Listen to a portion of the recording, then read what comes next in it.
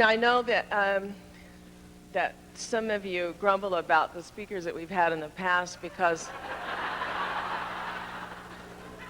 I'd rather hear Ramtha talk because, you know, the information. But I think that everyone that we've had here has been very valuable. And in one way or another, they've helped to reconfirm what we've been taught from a completely outside source, and that's one of the reasons that I invite speakers here. This next gentleman I was introduced to through a videotape from my friend Anne Marie, and then her friend, the captain, sent over this videotape of Alex Collier. And so I was just in the mood to listen to this, and I sat down and I immediately liked him. And I liked what he had to say, and for 6 hours, videotape, I was glued to it. And one of the reasons that I wanted him to come here is because he addressed issues in this that Ramtha pioneered really the changes, the days to come, and really set everyone on the trend of predictions and all those sorts of things. But there was certain knowledge that many of you know that was never out there that we've gotten here, in particular about the blue webs and the blue body, the different planes, the spiritual self. Well, this gentleman happened to touch upon some of those subjects, and I was intently intrigued about his message. And I felt that this group would be an ideal group for him to come and talk to because, simply put, most of us that are in, and I count myself as one of these, in the advanced group, hope so. I do my field work. Anyway, cut our teeth on changes the days to come from Ramtha. You know, when everybody went hysterically running out and pulling their hair out and say, oh, he's creating fear in the marketplace, and, you know, all these politically incorrect things that Ramtha did, well, it turned out to be correct.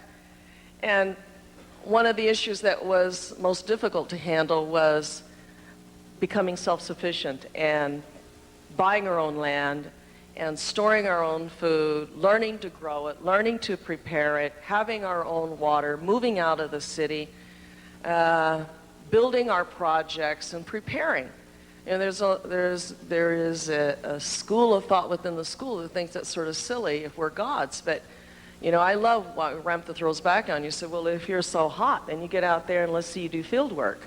You know, I mean, that sort of puts that issue to rest. And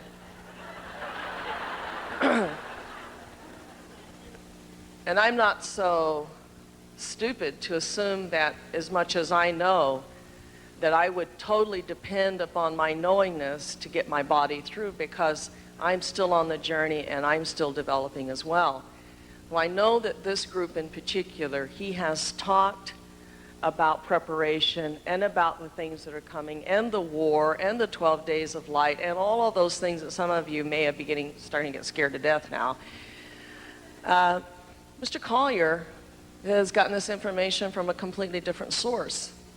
And well, I felt since Ramtha has not addressed for some time now these issues, because his focus has been on preparing us spiritually and training us to be spiritual beings instead of physical beings, so that spiritually we can take care of our own bodies. That's where Ramtha's whole agenda has been on, to make us preservable for what's about to happen. Mr. Collier's information flows right along with what we've been taught and what most of us have sort of come to accept without fear, without understanding.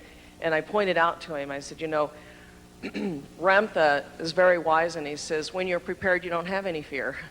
It's when you're unprepared that you have the fear. And you don't know where to go and where to hide and what to eat and how to make it, and everything's turned off, you don't know what to do. Well, preparation is the greatest deterrent for being afraid, and we've had a very great and wonderful teacher who has endeavored to coax us along and give us that sense of self-preparation and sustainment. So Mr. Collier's contacts have been with the Andromedans, and I just love it. They're blue. And he didn't know anything about this group. It was wonderful, and maybe he can give you a little background on that, the group, you know. And so when he asked his contacts, they said, yes, we know who Ramtha is. We call him the commander. So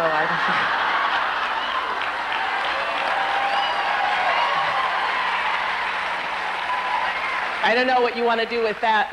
We all know that he has that ability to command. So we're not sure what context to take this in. Also, I want to also prepare you for something else. I know what it's like to have a head full of knowledge and 5 hours to try to get it all out. It's taken you 20 years to learn it. Mr. Collier has a head full of knowledge. He also has a lot of questions. He has a lot of information. His talk isn't a pat little talk. It isn't written down somewhere and he's memorized it. He has important information on every topic. And I know what it's like to address an issue and then remember that there's other issues to add to that. So I want you to know that he's endeavoring, and I've asked him, he said, what can I possibly tell him now? I said, everything you know. That's a large request. So understand that there's a lot has to come out in the next few hours. And don't get hung up on a particular question. You might make note of it because he does enjoy question and answer sessions that are legitimate questions that merit being asked. Not what's wrong with my parakeet, but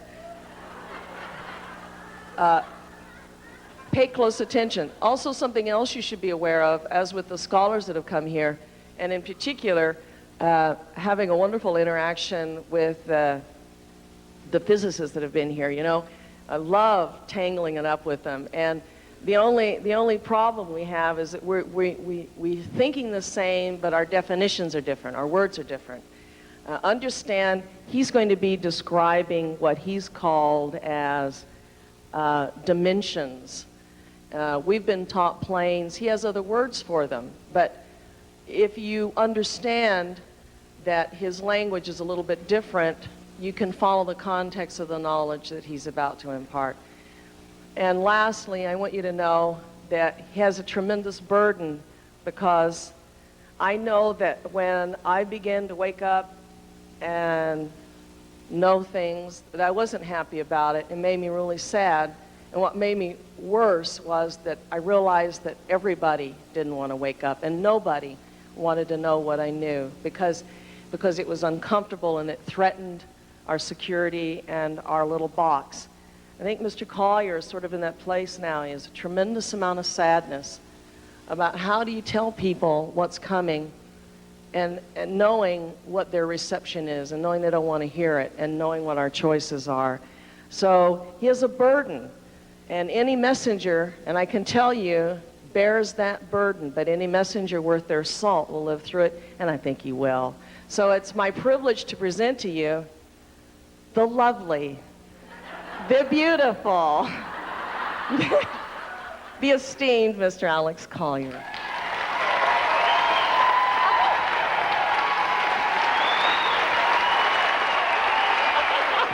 Oh, you've embarrassed me. I know.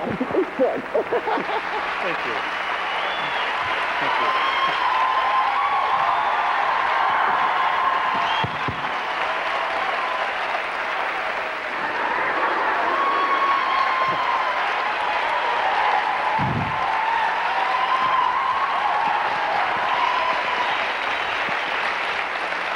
Thank you. Thank you. Maybe we could just do this for 3 hours.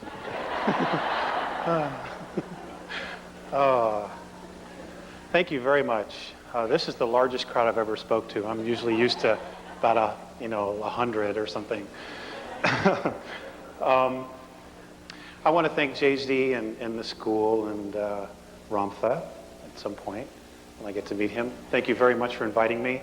I was really surprised, and I have a friend named Val Valerian, and I got on the phone and I called him and I said, hey, what do you know about this bunch? And he can attest to it. He says, well, I'm one of that bunch. So here I am. Is Val here?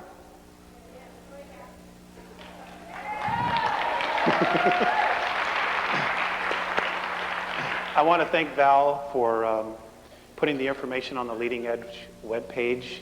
Because of that, it went into Nexus magazine and it's gone all over the world on a grassroots level, and it's just great. He takes a lot of risks to share the truth with people, and let's give him a hand.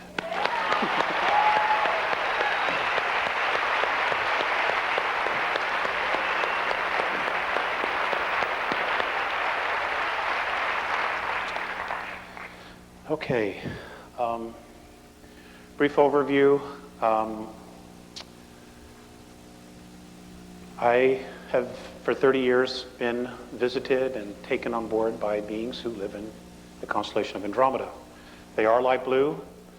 They look like that color of that, but they have no hair. Okay, it's interesting. Given quite a few strands of hair away.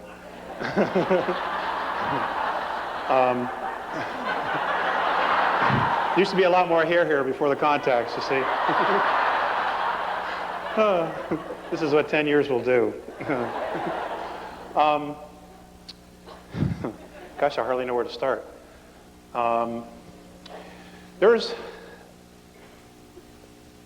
They're awesome.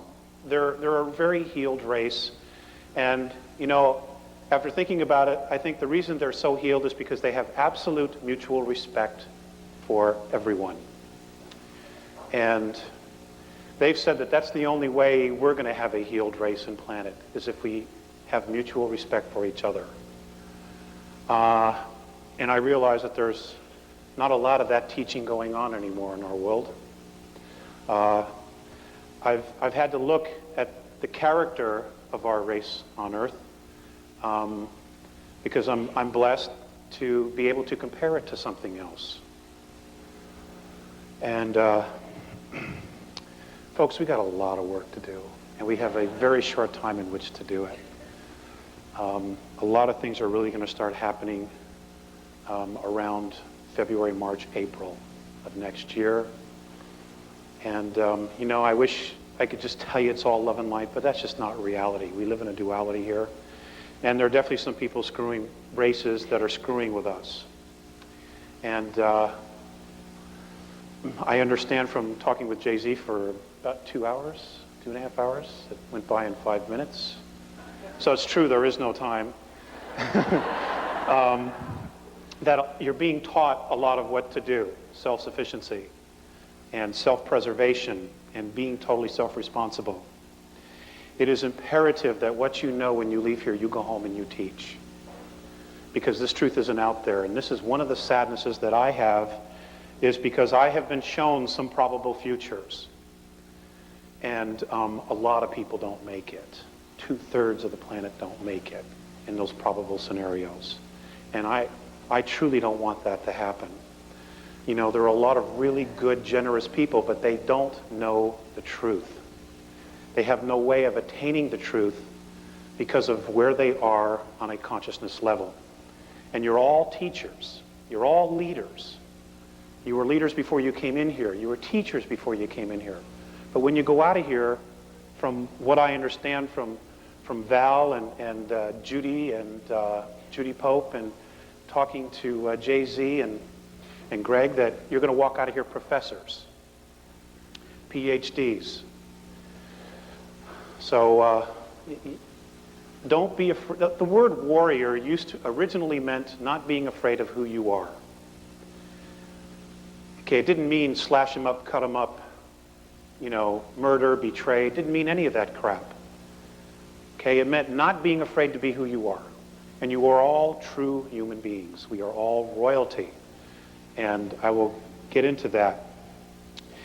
I once asked, I'll jump back. The two beings that come to see me and that I have gone with are two Andromedans, a very tall one who's 7.5 feet tall, almost 8 feet. He's 450 pounds, and I mean, he's just like that. I was very self-conscious. You know, it's a male thing.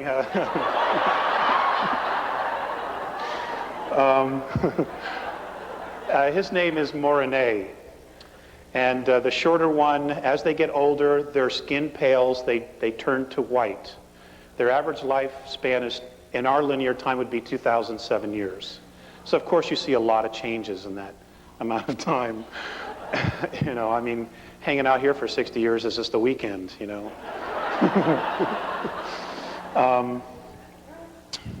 And the other one, his name is Phaseus. And Phaseus, in our linear time, is 4,300 years old. He is considered a sage in his world. And he will be crossing over, in other words, he will be moving out of their physicality soon. And in Andromeda, when somebody makes the crossover, moves out of their physicality, it's a celebration.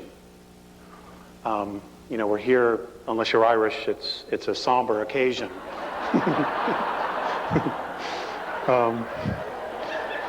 You know, the Irish have the great right idea. They party, you know, divide his clothes and everything. Anyway, I once asked Phaseus, you know, what was to become of our future? You know, what was going to happen to us? And I want to read you this definition of what he said. Now, some of you may have already seen it in the magazine or visited Val's website or, you know, seen the bootleg videos that are all over the place. But this is what they said.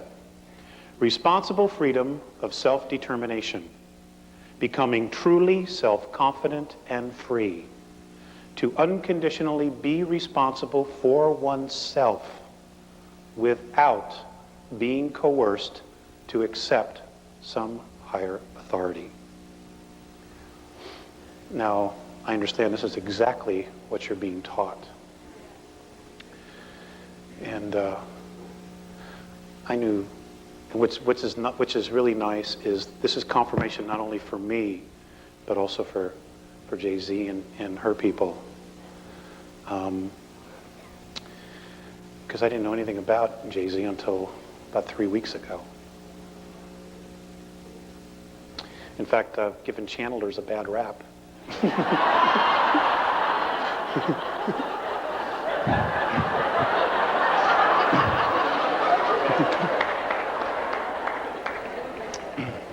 So, what you're witnessing is me eating crow. Oh.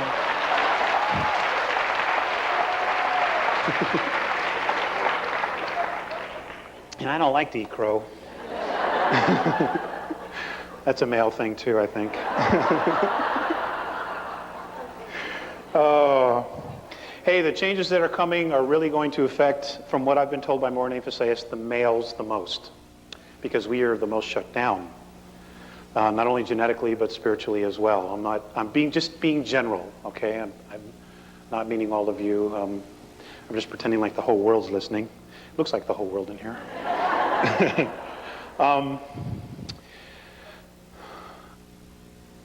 One of the most profound things that I had to experience was that I was living in Lake Arrowhead, California at the time. This is 1987. Contacts had resumed for 2 years. And everything I was having a Murphy year. Okay, I don't know. You know Murphy? Shit happens. I was having a Murphy year. And I was just like, sure, I'll check out of here. You know, the first cab that comes by.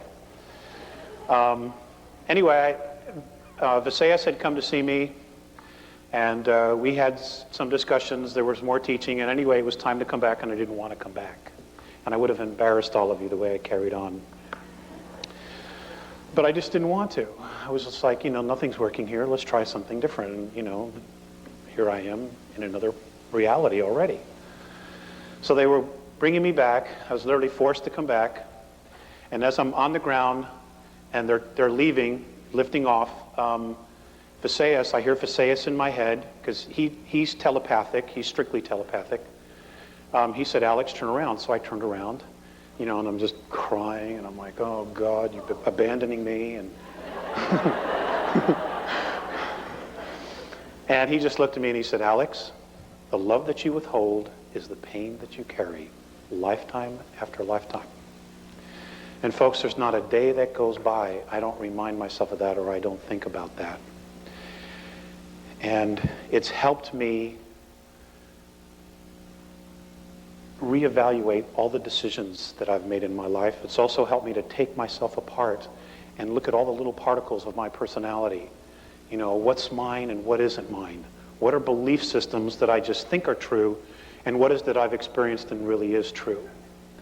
And that took a long, long time, and I'm still not done. You know, you're constantly redoing yourself and making yourself over and reevaluating your belief systems. And, you know, our reality here is nothing but belief systems for the most part.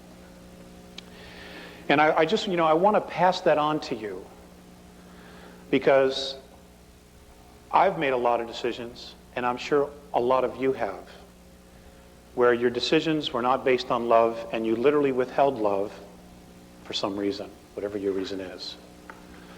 And it's time we grow out of that. We have no choice, okay? Shit's about to hit the fan. And it's really all about love and fear. And fear is withholding love. And I'm going to share with you, I'm going to read you some things in their own words because they put it far better than I do. Morine has learned to speak English. And there will be a time, probably sometime between now and just after 2003, if everything goes well, where he will literally be walking here with us. And he wanted to learn English. And his English is not so good, but you can't blame him for that. You got to blame me for that. Okay. I did the best I could. What can I tell you? But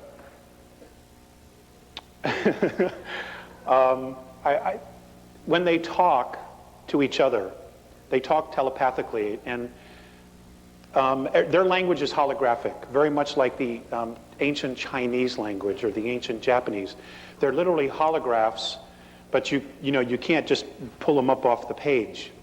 And holographic language is entire concepts like this. So you will just give one symbol, and in that one symbol is maybe 10,000 years of a history or a meaning or a teaching. And it's very hard to describe, and it's taken me a long time to try to figure it out. And they were very, very patient in teaching me how to understand their language. And I want to do questions and answers because there's so much locked in my head that I have not tapped into yet. And unless you ask the question, or somebody asks the question, it doesn't come up.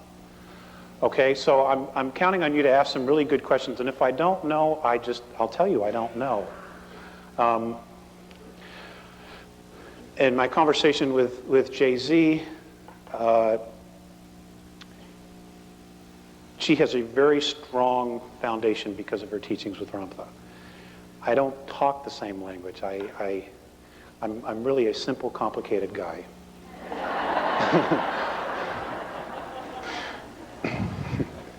That's mine. Okay. So what I want to do is I'm going to read this. I was given this on 11/3, just a week or so ago, almost 2 weeks. And it's a current, up-to-date of where they're at. And anyway, I'll just read this to you. Alex, we have already spoken with you in detail of your race's genetic transfers and reincarnation before. I will mention them again when necessary because your path and happiness depend on being able to attain the truth. Yes, we are aware of the situation of your planet, and it shows great deviation of the right path in the sincerity period. But please, if you would try to share this moment and your planet's evolution as a preparation for the investments which will be made in the very near future for your races. Now, there's a whole conversation that preempted this. And basically, I had a contact and I went up there with an attitude. You know, I'm a Terran. I got extremes of emotions, you know, and I'm really frustrated by a lot of things. You know, I don't understand how the planet's supposed to evolve when nobody wants to hear the truth, and most of the truth isn't even available. And I'm extremely frustrated by that. You know, and then I hear metaphysicians justify, well, we're teaching the wrong thing, but it's all we have. You know, I have a difficult time justifying that. You know, why propagate something that we know isn't real? And that's a whole other issue. When we get to religions, I really want to like share with you what I've been told.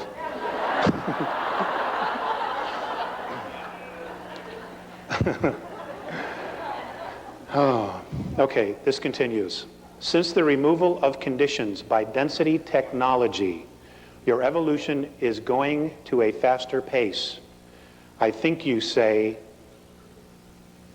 than before. We have had to raise the frequency of your planet to move change and enlightenment along. Such a broad word you use, this word enlightenment. It was necessary. This also means great tests of tolerance in situations will be needed by your races. The most important of these tolerances will be caused by delusionary discriminations between your peoples. And folks, this is happening all over the planet, and it's such crap. At the present moment, your races are carrying in your DNA genetics the influences of 1,000 centuries.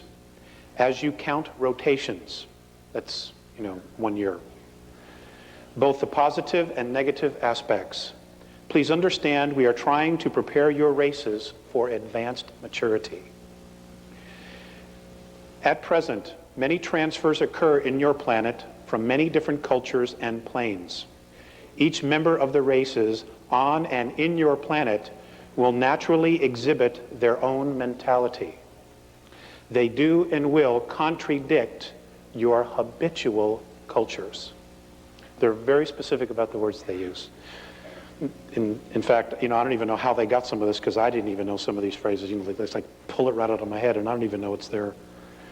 Please do not forget that we have told you about mental conflicts, that they cause each to go through tests of maturity.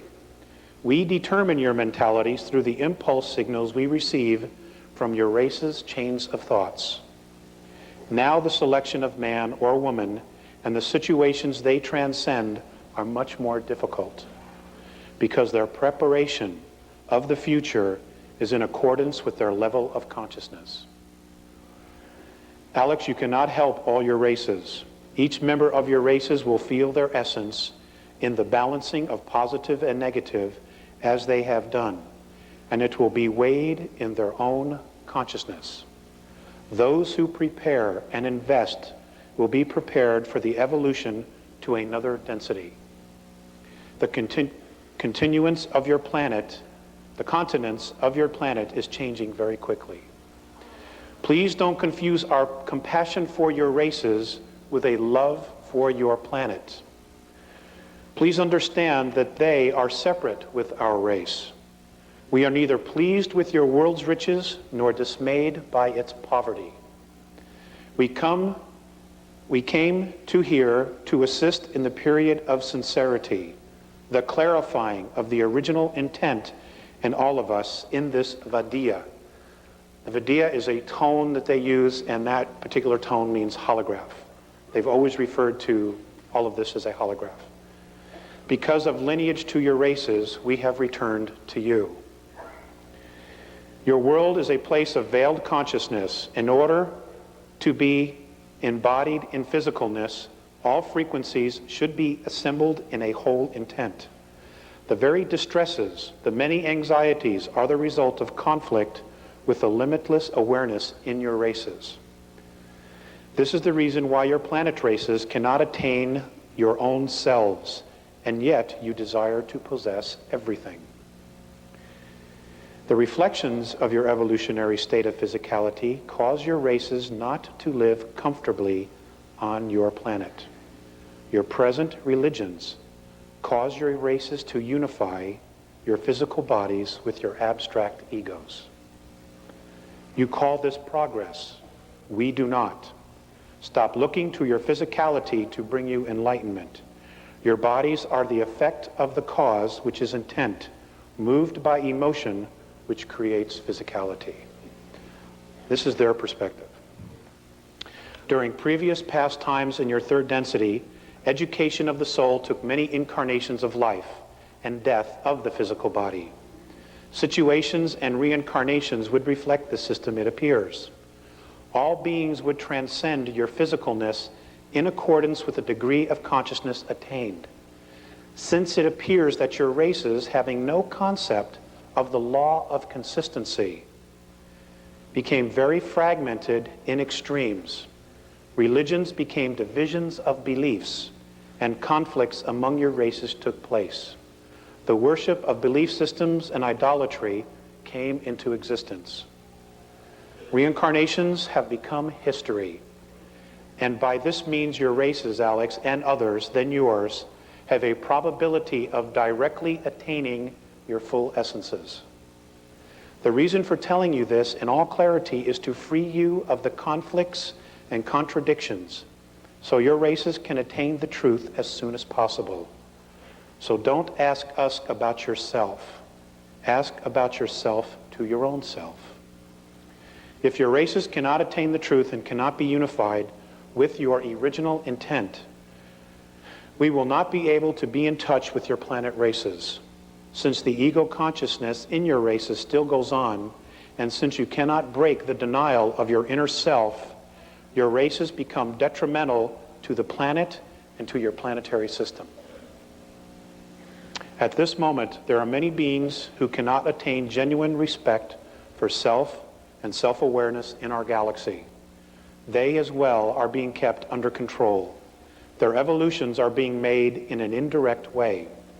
Your races have also been persecuted and manipulated by other galactic races from planetary systems, negatively charged other than your own. I'm glad you got that. Since during your different past time periods, they have tried to prove to your ancestors their own technical power. Fear has been created in your races. We have returned to convey the truth, to erase these fears. Since your planet is the site of both the most primitive and most high maturity, it is very full of contradictions. Your religions, which have helped many to evolve, have not been released. Your races have refused to let go of a system of beliefs that have not serviced your planet for the last 453 rotations of your star. By freeing you of this, and with the use of common sense, we hope your races will attain your own selves and become fully independent. Be at one. Okay.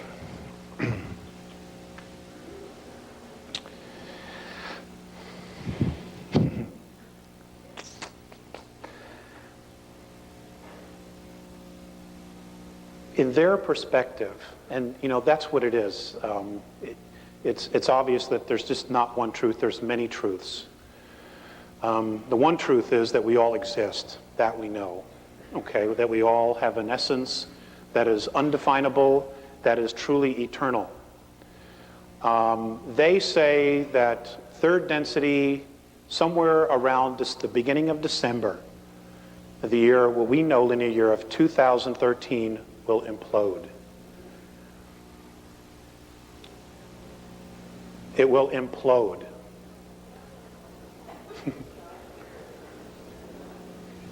That third density will implode. And look at the auras. Wow, check this out. Now, what does that mean?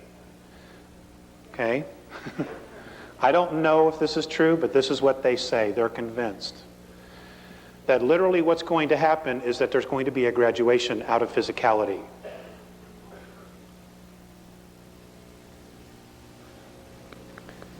It means a lot of us are going home, and it means that a lot of others are starting all over, if this is what's going to happen. Okay? A lot of this has to do with our genetics. According to the Andromedans, our physicality is the sum total of 22 different races that have come down here, spent the weekend, messed with us, and then took off and went home.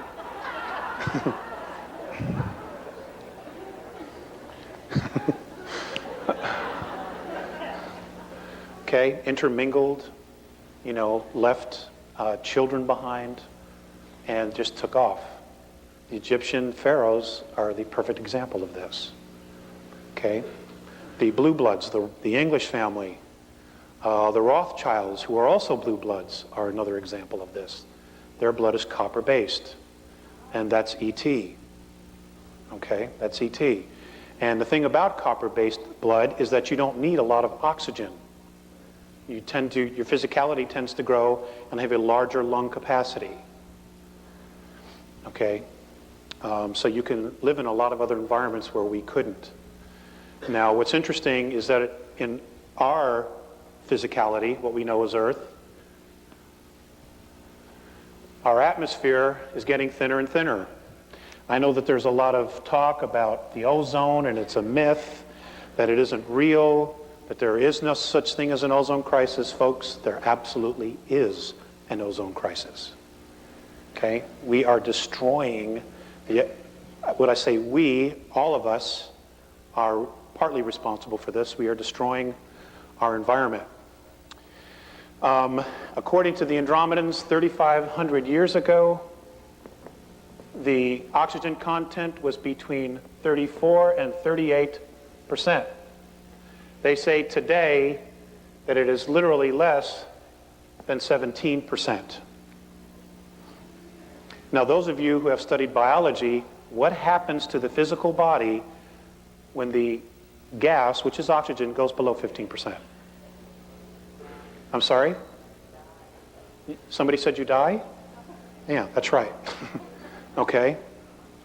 Now, why is this happening?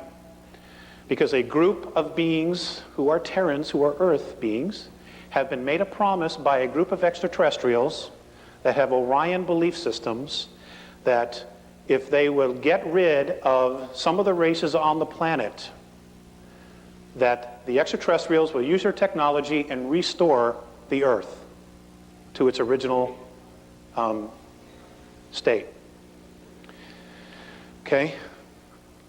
Some of that genocide was to be done by viruses. And as most of you know, the AIDS virus was created. And there are others that are coming, anthrax and the bubonic plague.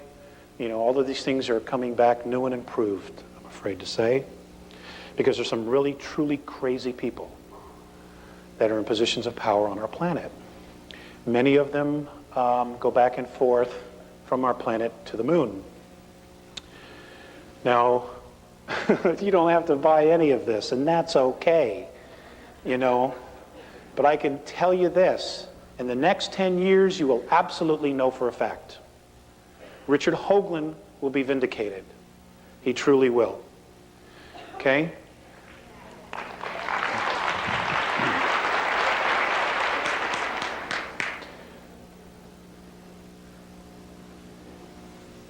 There are ruins on almost all of the planets in our solar system. There is life as we speak on Uranus right now. There's life, plant life and mammal life, as we speak. Okay? It's there. If you want to do something to burst everybody's bubble, you know, get them to send a satellite there. You know, and if you have any connections, get them to keep the cameras rolling as it enters the atmosphere. Anyway, I want to talk about genetics. I'm going to read to you something that was given to me on 8/6 of 96. Actually, it was given to me a little bit sooner than that, and it took me quite a while to get it to Val. And it's about genetics. It's not very long, and I just ask that you bear with me. But apparently we were all copper-based. All of our physiology was based on copper. We were all blue bloods. Okay? We were all royalty. In fact, we still are. It's just that our physiology is not working the same. And the reason it isn't is apparently because of a nuclear war that occurred here. One of the nuclear wars that occurred here. Now, why Earth? Well, number one, it's a really beautiful place. Okay? It's not the only planet that has water. And when you listen to the scientists talking about, the different moons that have water on them, you got to ask yourself this: where did the water come from? If you have a moon that has no atmosphere, how did the water get there? Because it wasn't always there. It wasn't always like that. It had atmosphere. They were moved. Even Earth was moved from its rotation twice. And there's a possibility, if it's able to happen, and I talked with this with Jay-Z, that they want to do it again. The flood of Noah, okay, was a moving of the planet from its original orbit. That's what caused it. Okay, we're talking about huge motherships that just hook a little chain to the planet and just move it. Okay, they have this technology, but that's what it is. It's technology.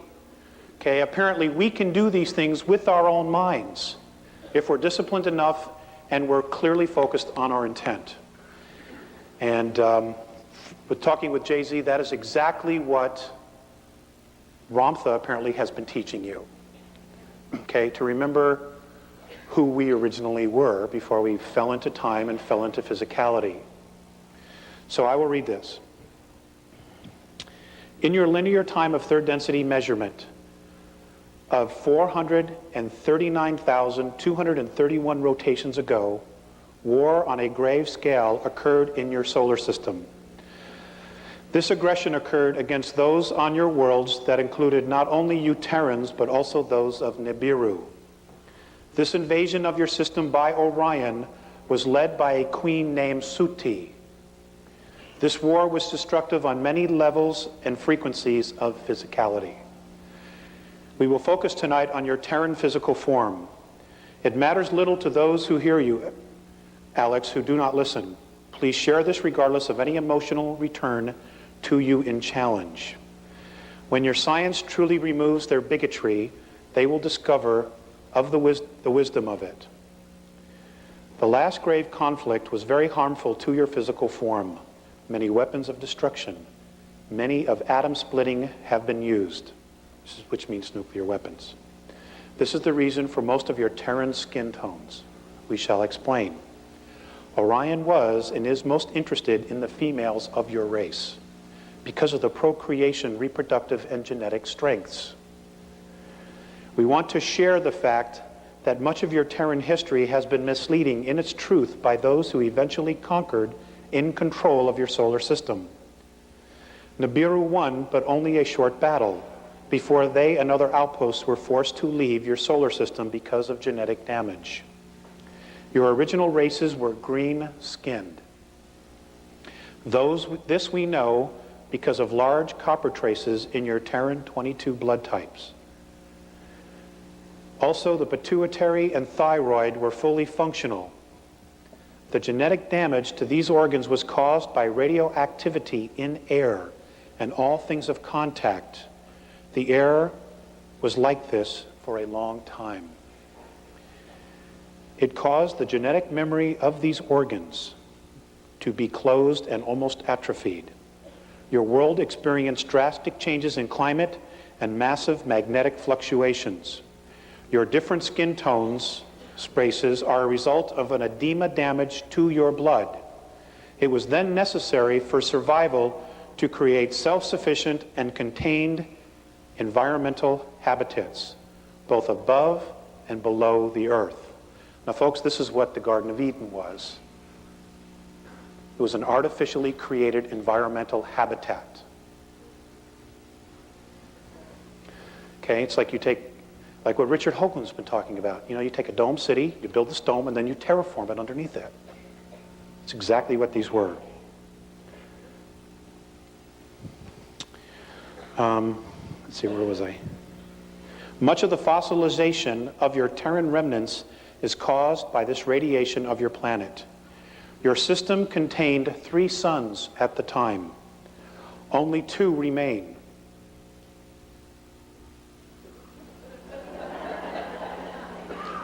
I'll read that again. Your system contained 3 suns at the time. Only 2 remain. Write it down, it's a question. Your physicality, your physicality in its original form contained a great balance of zinc, copper, magnesium, and iron. Your true blood color was green, like your chlorophyll. Some, we have discovered, even had a gold tint in it. As such, your physicality could survive in a high carbon dioxide atmosphere.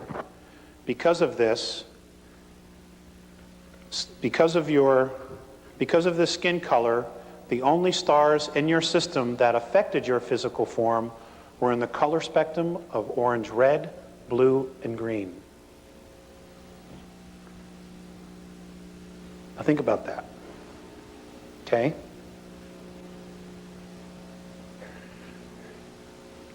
If you picture in your mind everything's a holograph,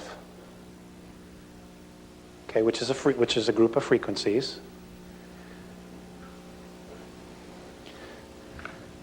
Because of this skin color green, the only stars in your system that affected your physical form were in the color spectrum of orange, red, blue, and green.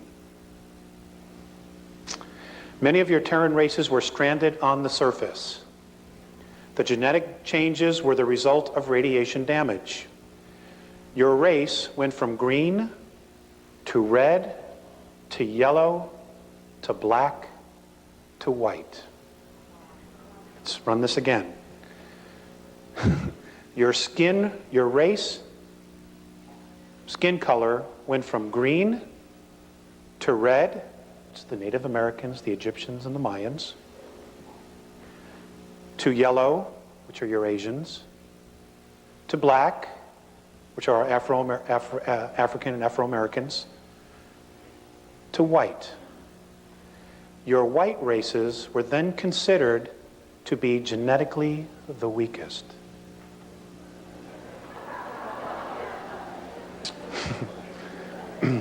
Puts a whole new light on prejudices, doesn't it?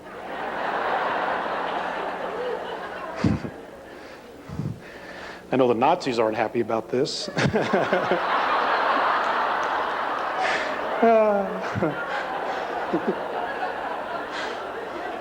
It's just as well I don't like them anyway.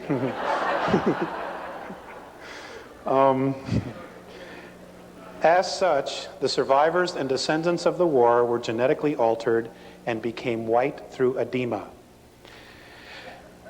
And they were persecuted and forced to live underground, only to surface 5,508 rotations ago to the surface of your world. Now there's, somebody had read this and they sent me an email and they had said that, I don't know, somewhere that there's a legend that the white race appeared out of the mountains of Tibet some time ago. And I don't know if that's true or not, but I'll ask the Living Encyclopedia Val, he knows. Let's see. The copper bloodline is now a small race on your planet, but it is strongest genetically. Your native Red Nation race is very strong and easiest to discover and understand.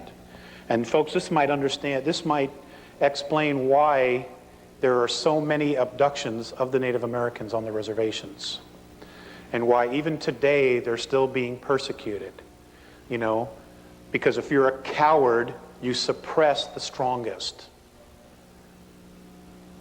And of course, you know, many of us don't do much about it. You know, I don't want to get involved. You know, that's their problem, it's their issue.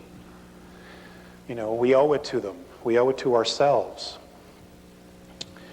Let's see. The red is the closest to your original form among you. Your physicality had a natural defense to positive and negative frequencies due to the copper mineral in your blood. This lack of copper in your blood now has caused a partial loss of brain capacity and nervous system. Remember, your DNA contains cellular memory. It is possible to unlock this memory with the use of minerals such as copper. Your blood systems adapted to iron because of copper depletion due to radiation. We will share more with you, but we must return now.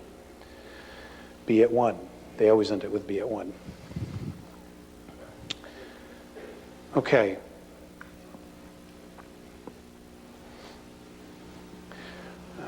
Just keep going. Are there any questions? I don't want to bore you. Thank you, thank you.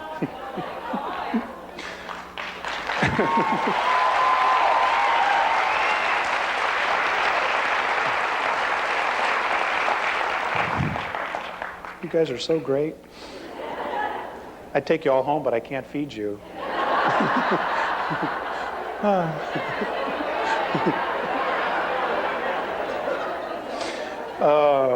Hey, I have a family at home, and a new family actually. My wife and I just had a baby. He's a month old today. Thank you. He's totally cool. He's taught me 3 things already: patience, tolerance, and insomnia.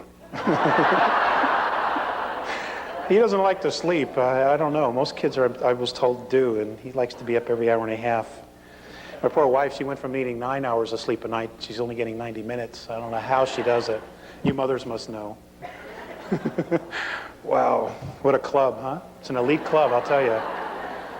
When I saw the baby come out, I was like, God, I'm so glad I'm a man.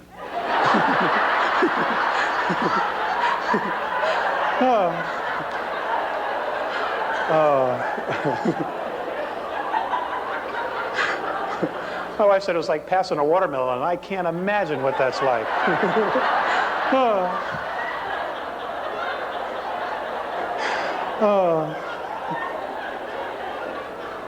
Nor do I want to know.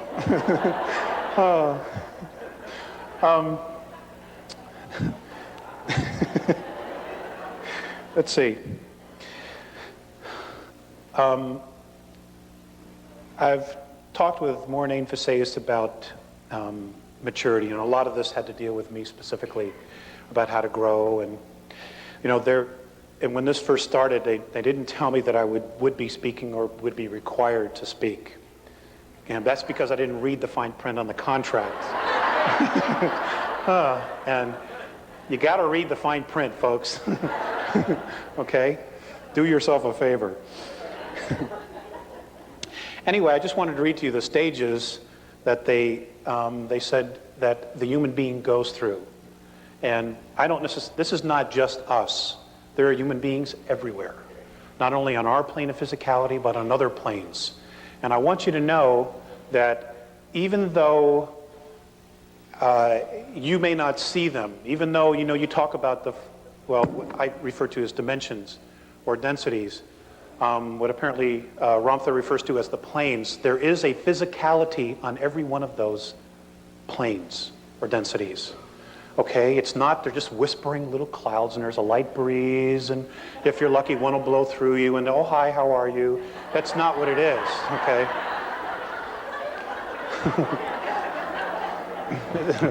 It's a lot more complicated than that. So these were the stages that a true human being goes through during its evolution. The first is the wandering, where we come from, why, our purpose, and gathering our tools. The second is an initiation, preparing our own path, each one different, purifying, and hopefully centering. The next is honoring, understanding the source of our creation. That's a biggie. Recognizing the sacred in oneself. And I guess that's exactly what you're being taught here at the school, is how to recognize your sacredness. Stating intention, realizing and acknowledging one's true purpose to create self. Surrender, big issue with me. Well, we have this concept of surrender as you just let like anything happen to you, and it's not really true. Letting go of control to allow vulnerability. To learn what is already known. I forgot. Embrace our own darkness, walking into the unknown parts of self, being and becoming the void.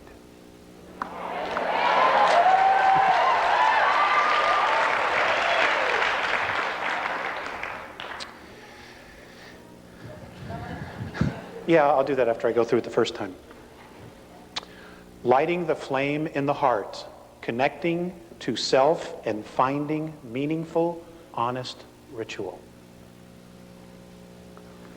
Transformation, climbing the ladder of self-responsibility to hold a vision of being oneness, being the vision that alters all perception. Becoming human, empathy and compassion toward all, being in truly responsible relationships. And folks, I've learned, for me, that that's the secret of life, is relationships, because they all mirror back a part of us, part of me, all the relationships I have. Walking the path, integrating all of life's experiences, being a teacher by being. Service, discarding the illusion of separateness, total approach to life in humility and joy. And the last, the worship of the isness is the creation of self. The isness is their concept of creator, creation, what we refer to as God. I don't like to use the connotation God much anymore, because, our perception of it here, is based on biblical teachings. And those beings, the God in the Old Testament and the God in the New Testament, are extraterrestrials. They're not the big guy. Okay? The big gal. Sorry.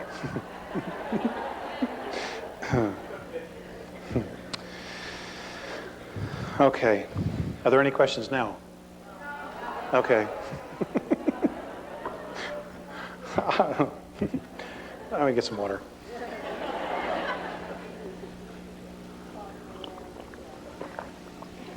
Okay. Fear is a big issue, at least not in this room, but outside this room it is.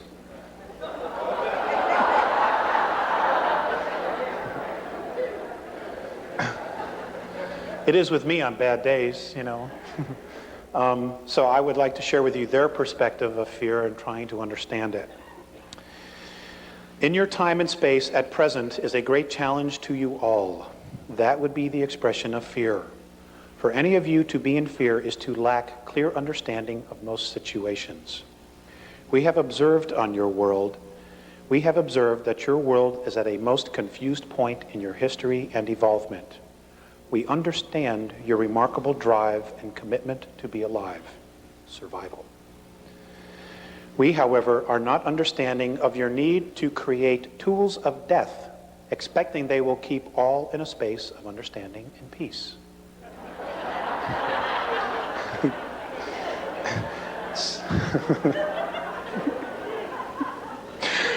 It's pretty obvious, isn't it?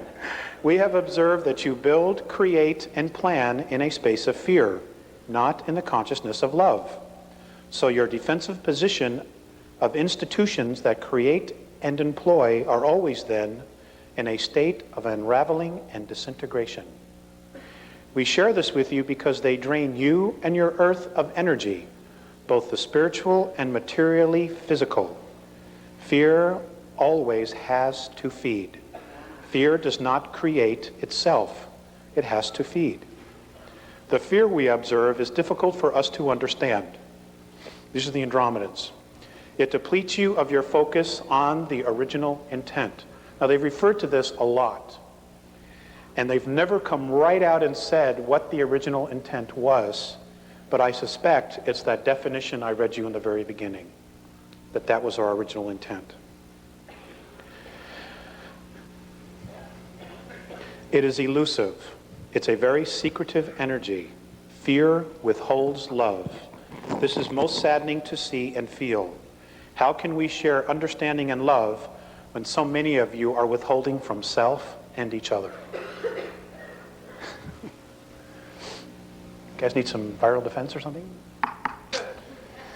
Okay, please try to feel the words. We as a race are trying to express to your race. One of your original intentions in creating your physical reality is the idea of creating and learning to manipulate and express yourselves through physicality, using your consciousness.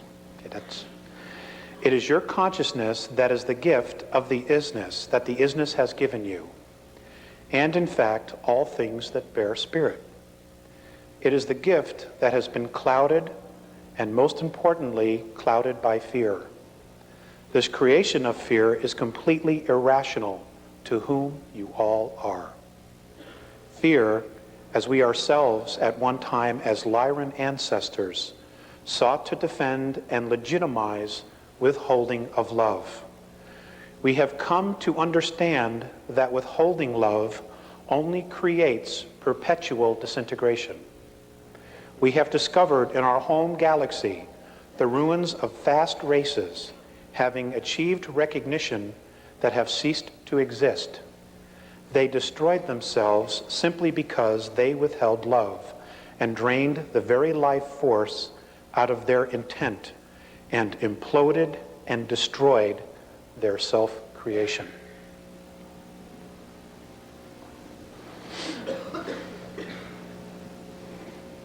Fear is the opposing projection to original intent. The first projection of fear is denial.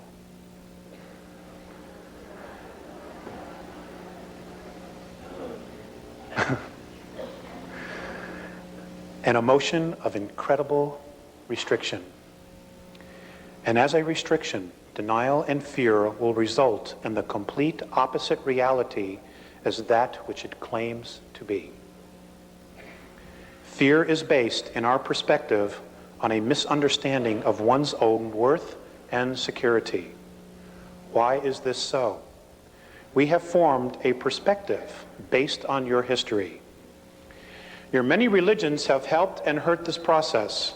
Some of your world beliefs have many convinced they are sinful creatures of nature. Now, I just want to add something here. In one of my conversations with Mornay, the word sin came up, and I brought it up. I was born and raised a Catholic, so I was fully indoctrinated. And he told me that the word sin is a word that is pre-Sumerian, and the word sin originally meant genetic defect.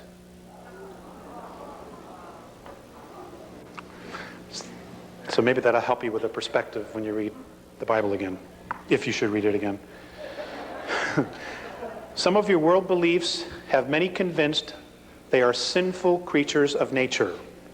Your sciences teach that your physical form is a pool of chemicals thrown together by accident, so that you are all an accident. Living meaningless lives of chance. And folks, the first group of ETs that get here, who are not going to be benevolent and they're going to pass themselves off that they are going to be telling you that basically that we are their creation, that they own us because they created us. And the fact of the matter is, they didn't. Okay, it's another lie, and the first group will probably be those from Sirius B that will be openly contacting us. They're full of shit. Okay?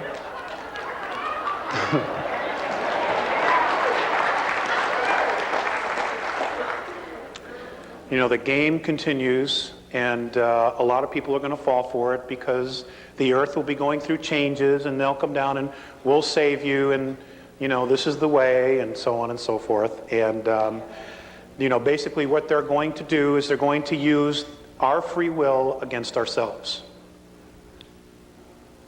Because that's what you have. That's all you have, is your free will. It's the only true sovereignty you have in this menagerie of a holograph, which we call existence. Okay, you are because you wanted to be. It's that simple. And if you don't want to be, then you can change that too. But it's your decision. Okay, it continues. I'm sorry. You fear a God whom a book says is a loving, forgiving God, who will eternally throw you into an abyss for making mistakes. It creates serious dysfunction, don't you think? Which way do I go? And you do nothing, you know? It is in our perspective where this fear of unworthiness and insecurity is created from. Many in your world, Alex, have come to understand that fear, the idea of fear, is their enemy. And all of you struggle between understanding and fear and reason and fear. Please, we ask you to share this with your race. This struggle is in no way predetermined. And our perception is that this struggle will lead your world to peace and self-responsibility, or your extinction as a race. This would grieve us. It's time to return you now. And I was given that on 2/9/91.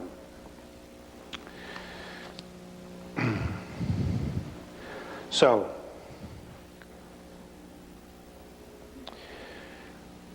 in dealing with the reflections that Morine and Phaseus have given me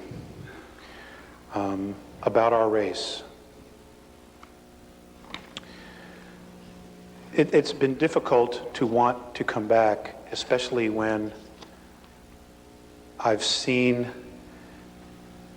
how they treat each other. The very first time I was taken on board an Andromedan mothership, I have actually spent 3 months with them. I lived with them for 3 months in 1986. But but in our linear time, I was only gone 18 minutes. Time travel is a great thing. You know, I was home to make car payments and everything else.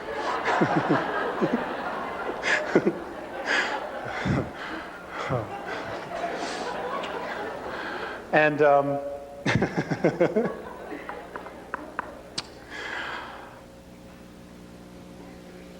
I forgot where I was going with that.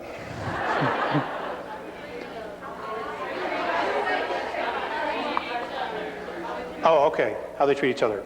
Anyway, the first time I was brought on an Andromedan mothership, and they are 900 miles in diameter. Okay. They are completely self-contained worlds.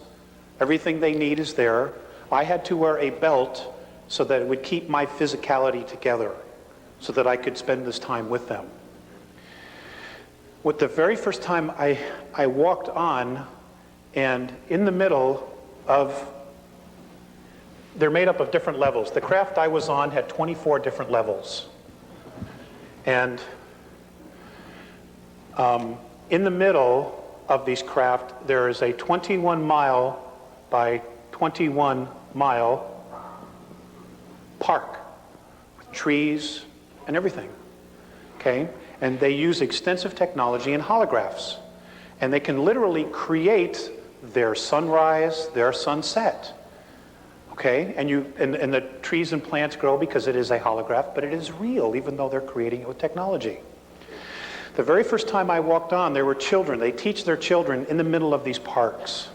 Everything's done in nature, like very much like the Native Americans used to do, you know, when the teepee got too small.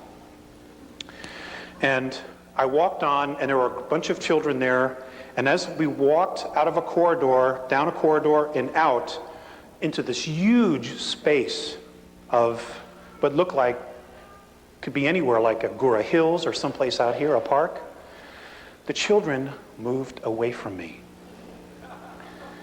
And I was like really hurt, you know, I was like, oh man. And Morine immediately picked up what I was feeling, and he said, "It isn't you, we have been teaching them about your race."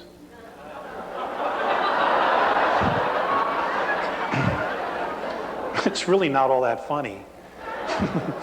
Okay, they were afraid of us.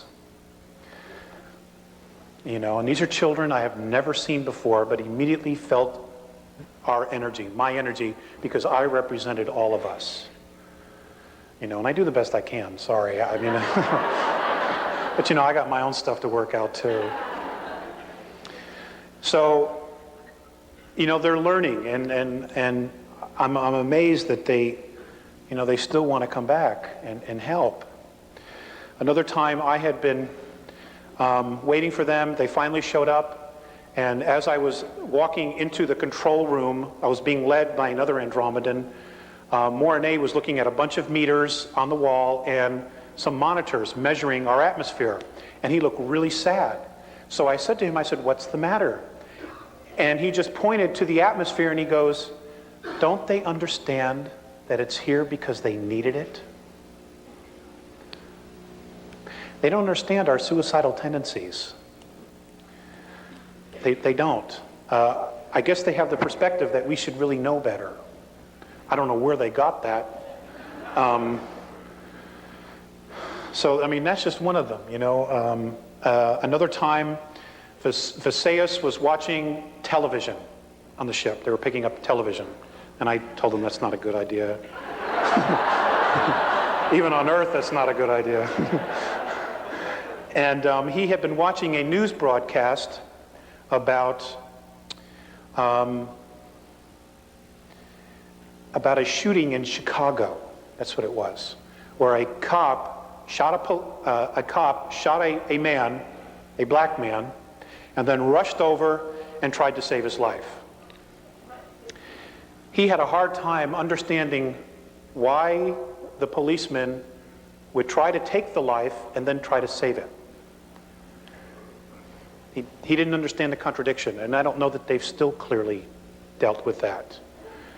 You know, our reality that we know, that we accept as reality, is extremely foreign to a lot of other different races. They simply don't understand it, and there's like no way we could really truly rationalize it to them when they truly come from a space of unconditional love or mutual respect. And I have not done a good job in explaining it to them, because when I really stopped to think about it, it didn't make any sense to me at all either. So as Val would say, it's time for a new paradigm. And I guess that's what Ramtha is doing, teaching all of you and those before you and those to come after you. I've given a lot of thought to our race and the character issues, and I just want to share with you some of my thoughts on the human race and about people. A lot of this comes from my own experience dealing with us. A human being whose heart shows no passion is a person who doesn't have a life. A human being who doesn't give from his heart or her heart is a person who will lie to you. I've had to learn that the hard way. A human being whose heart is committed to nothing is a person who will not try, who will only take. A human being who is not willing to risk or take chances for love is a person who is absolutely empty inside. They're already dead. They're just sucking up air. I've come to this conclusion because of my relationship with Mornay and Visayas. I absolutely love these two beings. They're my fathers, my brothers, my friends. And, you know, in some respect, even my sons, because I've had the opportunity to teach them, you know, I mean, even English, it was like, you know, I felt like I was a really big deal, you know.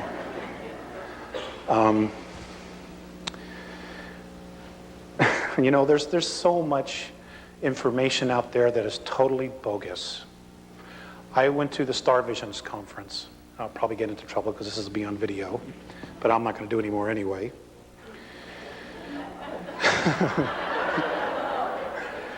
I don't pull any punches. I really don't. I mean, what the hell? Life's too short, right?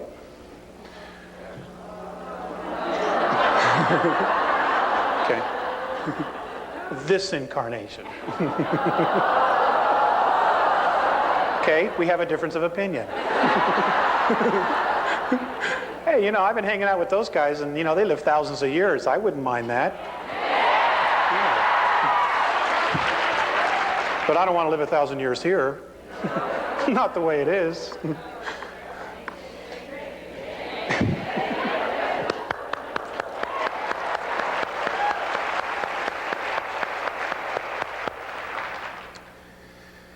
Okay, where was I?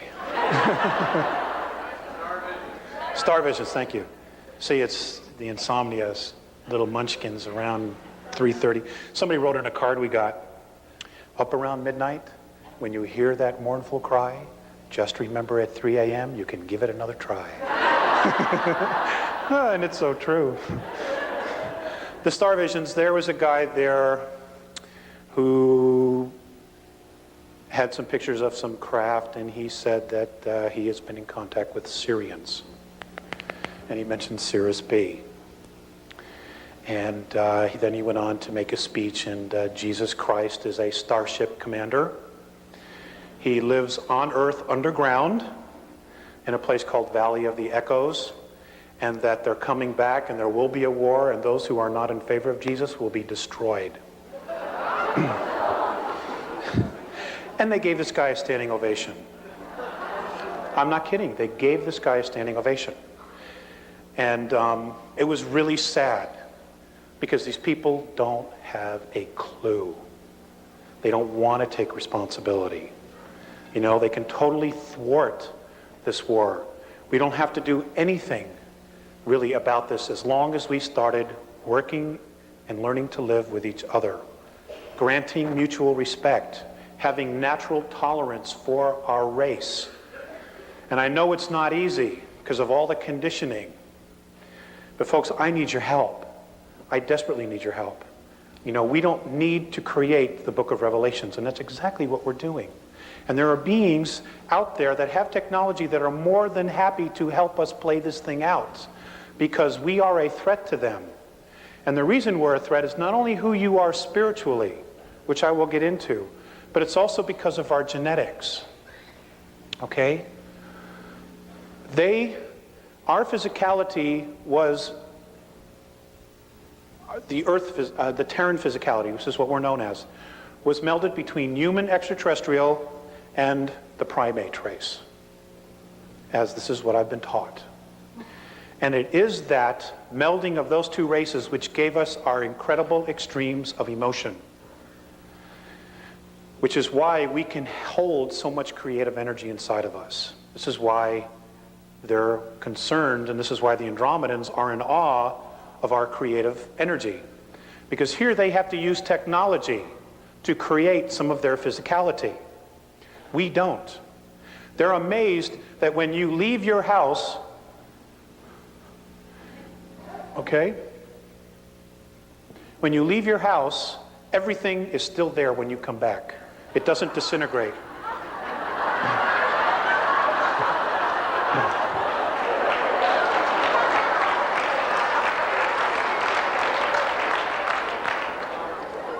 Now, if you live in South LA, well, then you got to worry about your stuff being there.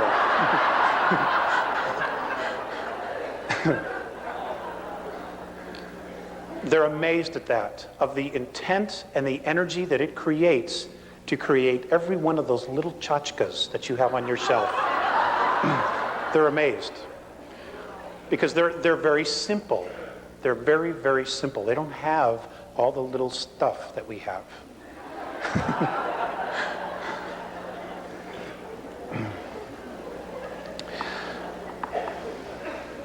According to the Andromedans, what they have been able to discover, and apparently other races also have discovered this,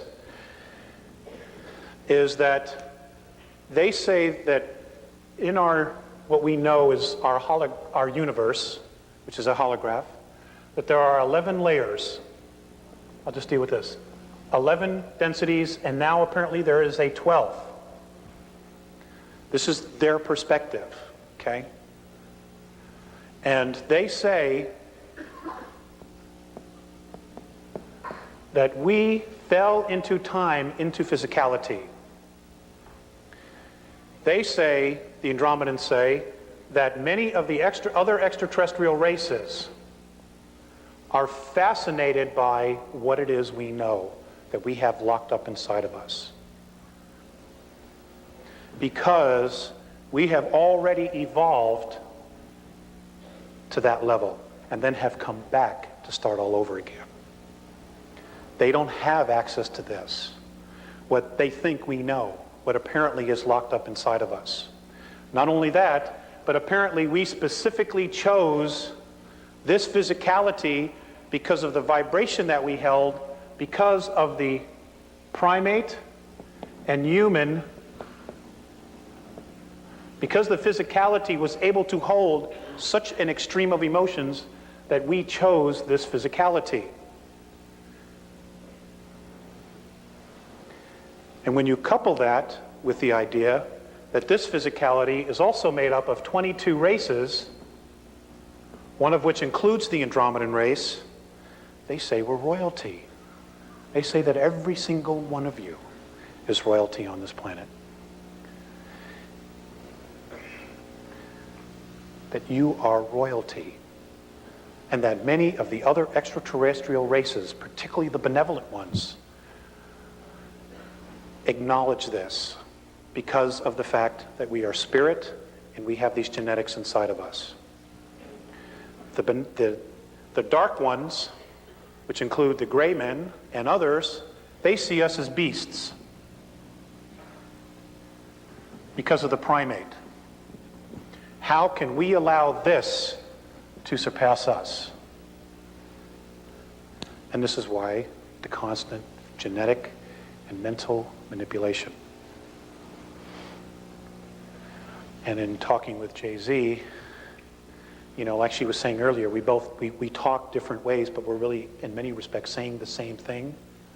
They're concerned that once we move out of our prison of third density, that we will radically change everything.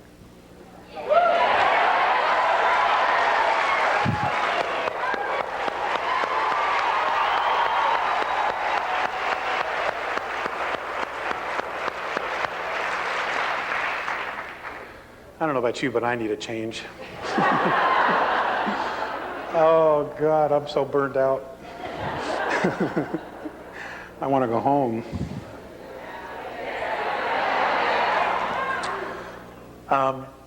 The Andromedans told me that the reason that I am one of 4 contactees, apparently there will be more added in the very near future, and I hope that some of that has to do with my griping.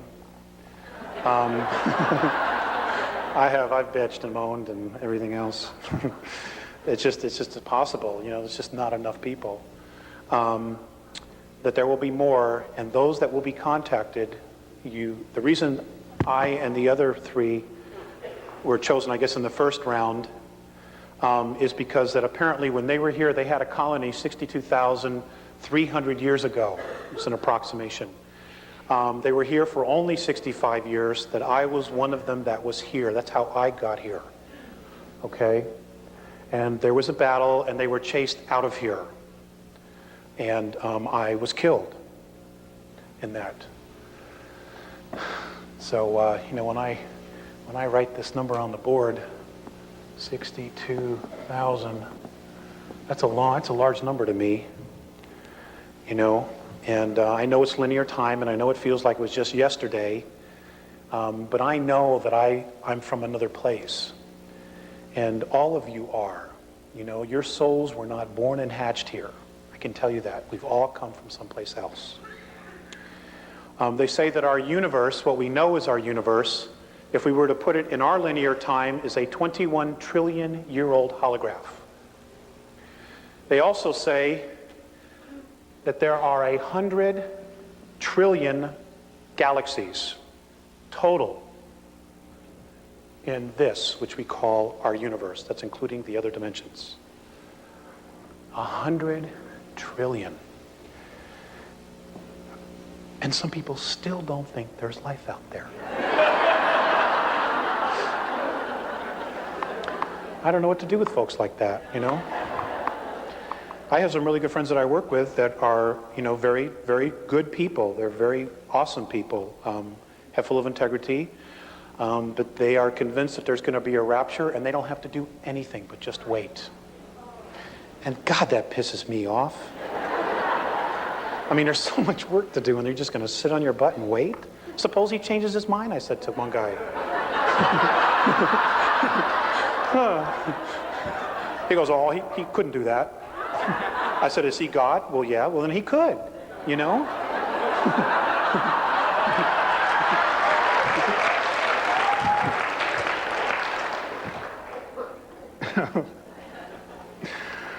Oh, God, I'm so frustrated.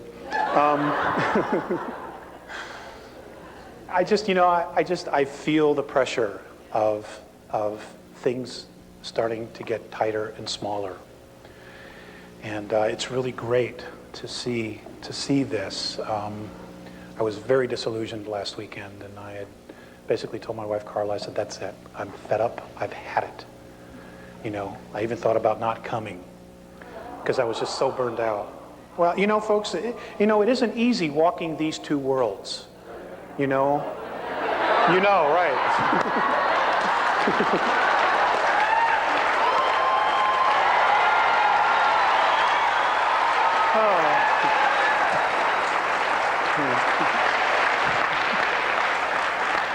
I forgot who I was talking to.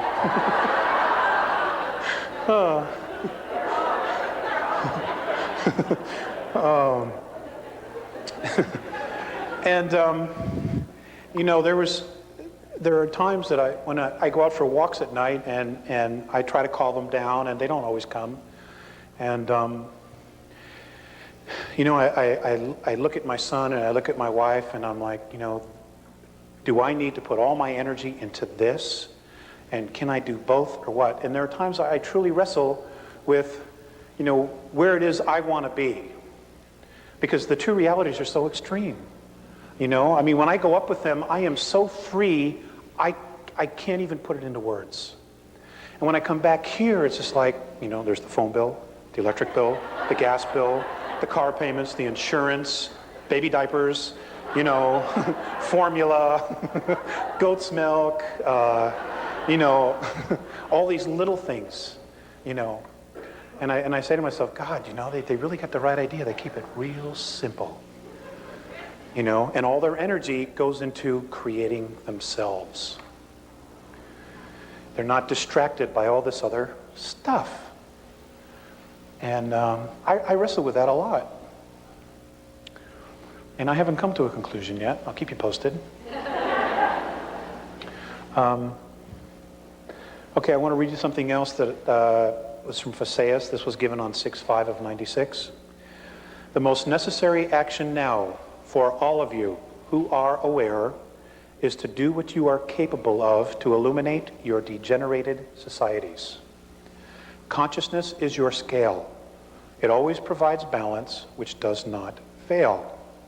It speaks to those and tells them what to do and what not to do, to one or all beings who choose to be evolved. The administrators of your governments are responsible for professional order, not your moral codes of order. The key to your happiness, Terrans, is in the hands of your own consciousness. We have perceived that you Terrans have arranged your lives not according to yourselves, but according to others. Your disappointments are due to this fact. This kind of conduct of yours is what is limiting your races. Each one of you is a free soul, a free consciousness. No one is the servant or slave of anyone else, though the hidden ones would trick you to believe otherwise. Mutual respect is imperative for a healed planetary race. Help is being extended to you, if you so want it, because of our genetic lineage to your races. We would like to be with you during your difficult times, and we are right on the edge of that. Today, you are a planet and a race that destroys itself in ignorance. Your goal is to uncover the genuine human beings lost deep within yourselves. Always be at one with yourself. And then he went on at another point and said, we have been in communication with many races in discussions regarding militant decision-making. We all agree that conflict in the end serves one purpose, to create fear. And this we know removes the original intent from creation. We are hopeful that sincerity will gain a momentum. Just because they have these really fancy ships and all this other stuff, it doesn't mean that they're great guys to go have a beer with. Okay?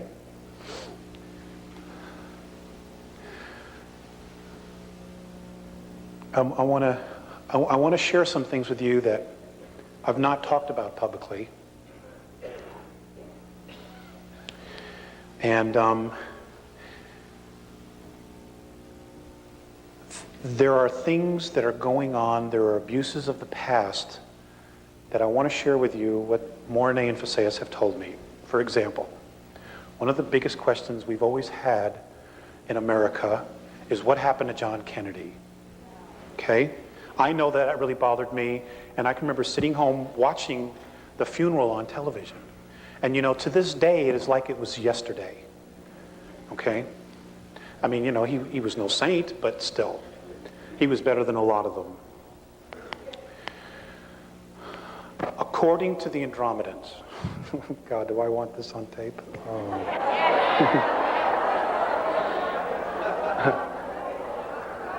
I just remembered.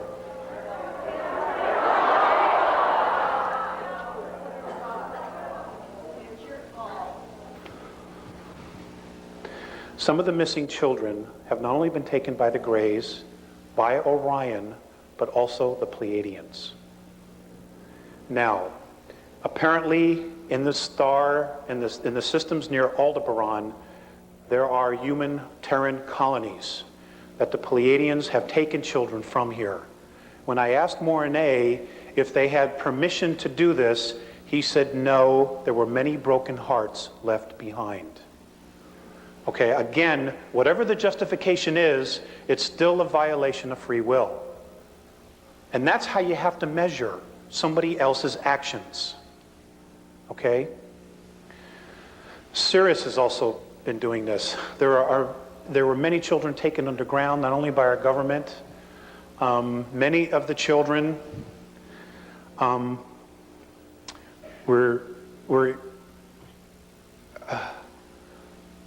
were eaten. Okay? And I see a lot of heads shaking up and down. I just want you to know that the Andromedans confirm this as well. And ladies and gentlemen, they are our future. Whatever it's going to be, they are our future. And you've got to protect your families. Okay, the family is the target. Because that will pull the rug right out from underneath our society in a heartbeat. Because a lot of people find their strength, even if they're cowards, they find their strength in their families. When that doesn't exist, then we got big time problems. Children are leaving this planet at least 100,000 a year. And you're not hearing about it. It's from all over the world. They're just being taken out of here. And the ETs some of the ETs feel like they have a right to do it. And basically, it's a deal that was cut with our world governments. Okay? I wanted to share that with you because it might help you when things totally start to unravel. And for those of you who are Americans, you're about to witness the great implosion of the United States government starting this year, starting after April. It's just going to start to unravel next year. Okay? The lies are going to start to come out. The truths are going to start to come out. And you're going to be blown away at how corrupt your government is. Okay, again, I forgot who I was talking to. You got to understand, I don't talk to an educated crowd like this, This is really a treat for me.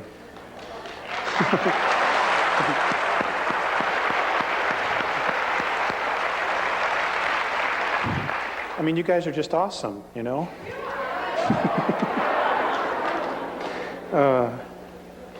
let's see. I'm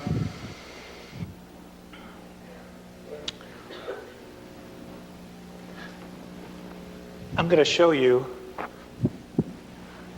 some Andromedan holographic language.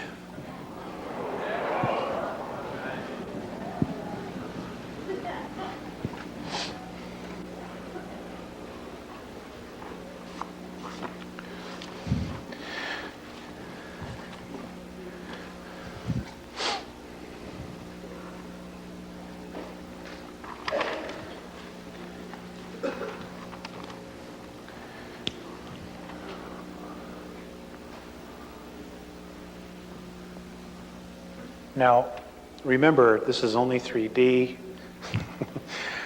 If you can in your minds, use your holographic technology that you're being taught and pull it off the board and be able to move all the way around it.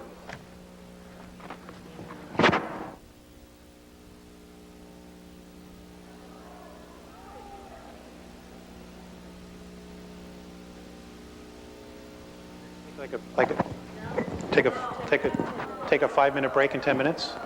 Well, do you want to at least stand up and stretch? Well, you're gonna.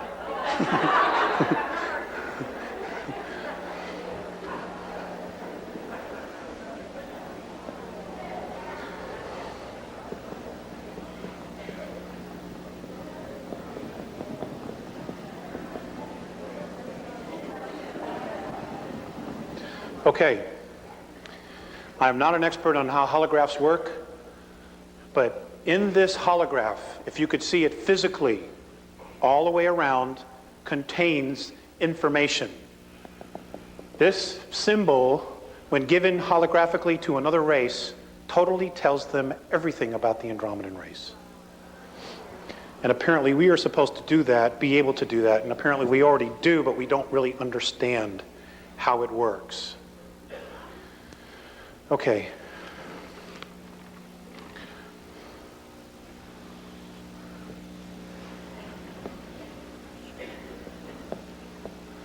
This is the symbol for love or mutual respect. This is not a money sign.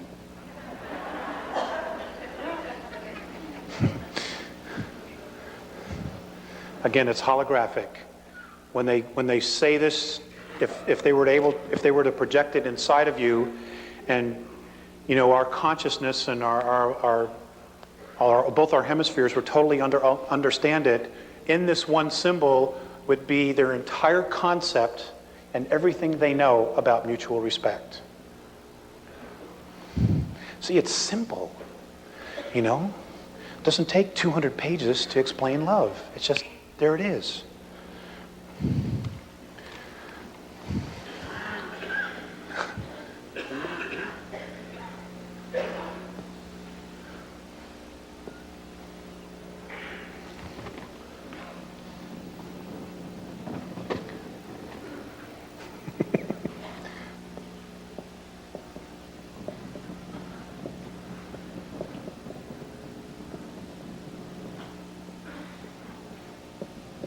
This is Earth physicality.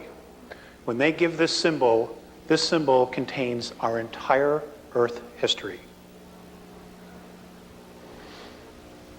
Again, you lift it off, okay? You're looking at it fourth dimensionally, fifth dimensionally, you're underneath it, above it, and inside is just contained information. Okay, can I erase this? This one? All right. Oh.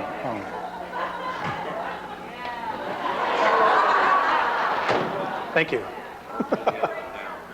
This is very cool.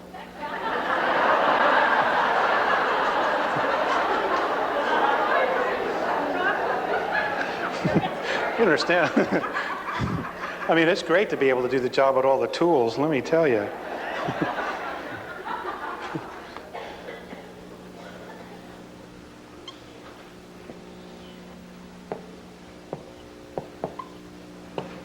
That's a symbol for war. or confrontation.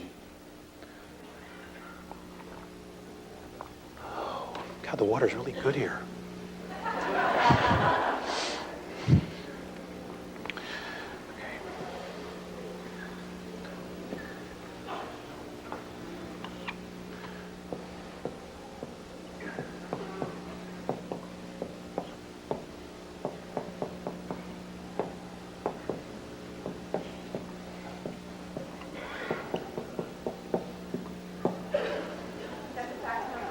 That's the fax number.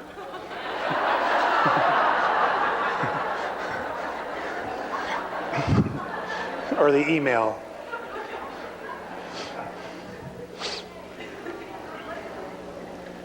Oh, you guys can't see? I can't pull it off the board while I'm sorry. Well, somebody else over here has it. They can share it with you. Okay. Now, this is a much more complicated one.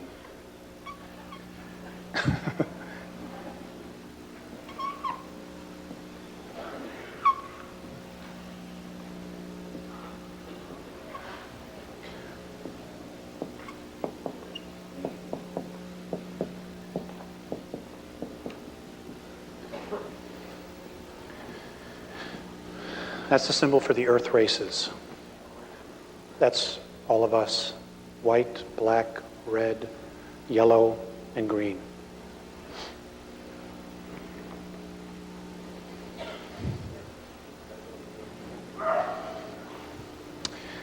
Now, this next one should be really interesting to you guys. I'll just put it right here.